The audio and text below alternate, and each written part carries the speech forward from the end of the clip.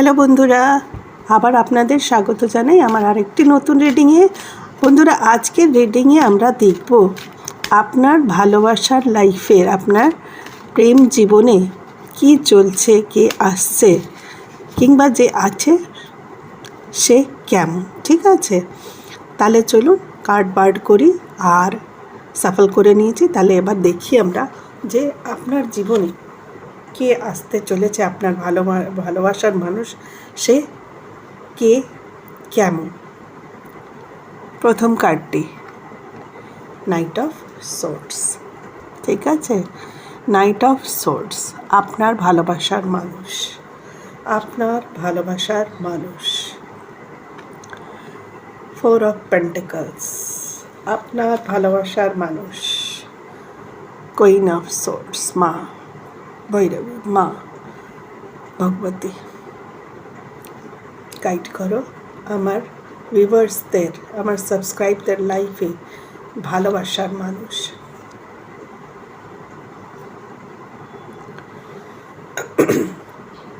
বন্ধুরা, কার্ড বেরিয়ে গেছে, আমরা দেখে নিচ্ছি আপনার জীবনের ভালোবাসার মানুষের গল্প। আমার ভিউয়ার্সদের, আমার সাবস্ক্রাইবারদের সবথেকে প্রথমে জানাই অনেক অনেক গ্র্যাটিটিউড আমার চ্যানেলকে সাবস্ক্রাইব করার জন্য।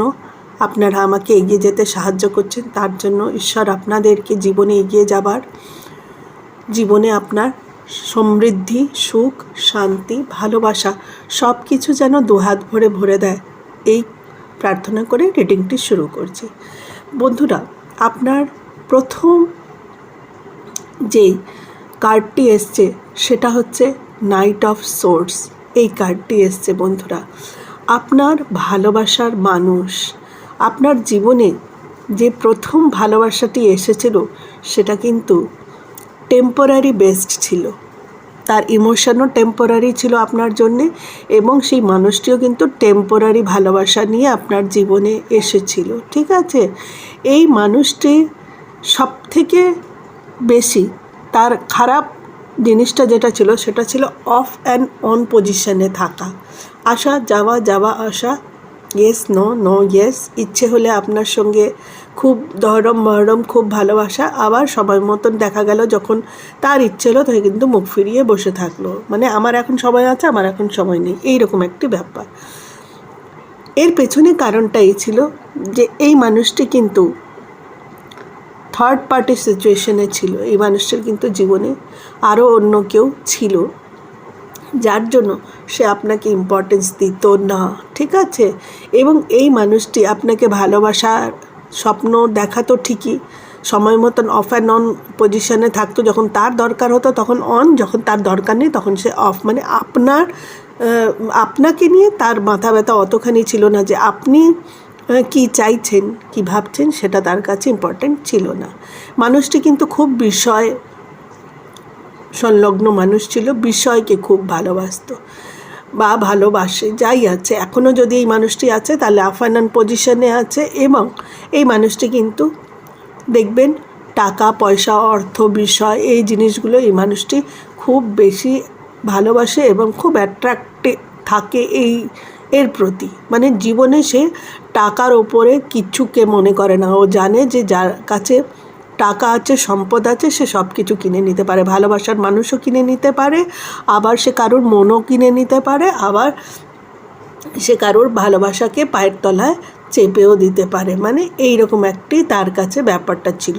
সে কিন্তু বা সাম্রাজ্য তার কাছে বেশি বড় ব্যাপারটা ছিল। সে জানতো আমার কাছে অনেক টাকা পয়সা রয়েছে এবং সেই দিয়ে আমি সব কিছু কিনে নিতে পারি। মানে এই মানুষটা কিন্তু ভীষণভাবে একটি বিষয়ী মানুষ ছিল, এবং বিষয়ী মানুষ হওয়ার কারণে এই মানুষটি কিন্তু রীতিমতনভাবে জীবনে কিন্তু ভালোবাসার জায়গায়, প্রেমের জায়গায় সে কিন্তু ইম্পর্টেন্স দিয়ে গেছে অর্থকে, বিষয়কে। ঠিক আছে, বা ভৌতিক জিনিসগুলো তার কাছে বেশি ইম্পর্টেন্ট ছিল।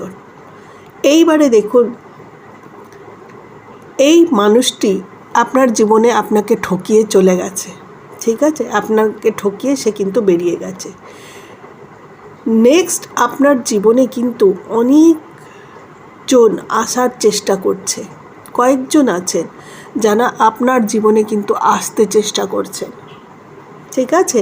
এবং এই মানুষগুলি কিন্তু খারাপ নয়, এরা কিন্তু দারুণভাবে সমাজে একটি সুন্দর জায়গা রাখেন এবং খুব স্ট্যাবলিশড, ঠিক আছে, পাওয়ারফুল সমস্ত কিছু, কিন্তু তার ব্যবহারের মধ্যে কিন্তু সেই দাম্ভিকতাটা নেই, ঠিক আছে? কিন্তু এই মানুষটি এবার আপনার জীবনে আসার প্রচেষ্টায় রয়েছেন এবং বারবার করে আপনাকে ইন্ডিকেশনও দিচ্ছেন নানানভাবে, ঠিক আছে? যদিও আপনি এত বেশি ক্ষতিগ্রস্ত হয়ে গেছেন হৃদয়ের দিক থেকে যে আর আপনি এটাকে এখন সামনে থাকলেও দেখতে পাচ্ছেন না বা দেখতে চাইছেন না, কেননা এত হৃদয়াঘাতে আপনি ভাবতে পারেননি এরপরে আপনি আর এগিয়ে যেতে ভয় পাচ্ছেন। কিন্তু বন্ধুরা, এইবার যেই মানুষটি আপনার জীবনে আসতে চাইছে বা আসছে, সে কিন্তু রিয়াল, সে কিন্তু ফেক নয়, এবং এই মানুষটি সত্যিকারের আপনার জীবনে ভালোবাসা ভরিয়ে দিতে চায়। শুধু ভালোবাসা নয়, আপনার জীবনে সমস্ত রকমের সুখ সম্পদা সব কিছু ভরিয়ে দিতে চায় এবং আপনার সঙ্গে একটি খুব সুন্দর জীবন নির্মাণ করতে চায়, জীবন ব্যতীত করতে চায়। কিন্তু এই মানুষটা কিন্তু ছলনা করছেন না, কিন্তু আপনি যেই পরিস্থিতি থেকে বেরিয়ে এসেছেন সেইখানে আপনি সহজে জিনিসটাকে মেনে নিতে পারছেন না, আপনি জিনিসটাকে বিশ্বাস করতে পারছেন না, এবং এটা খুবই স্বাভাবিক, খুবই স্বাভাবিক। এত বেশি চোট খাওয়ার পরে কোনো মানুষের পক্ষে সম্ভব নয় যে এই জিনিসটাকে মেনে নেওয়া যায়। তাহলে এবার দেখে নিই আমার ভিউয়ার্সদের কী করা উচিত। অ্যাঞ্জেলস গাইড করুন আমার ভিউয়ার্সদের কী করা উচিত, প্লিজ গাইড করুন আমার ভিউয়ার্সদের কী করা উচিত, আমার ভিউয়ার্সদের কী করা উচিত।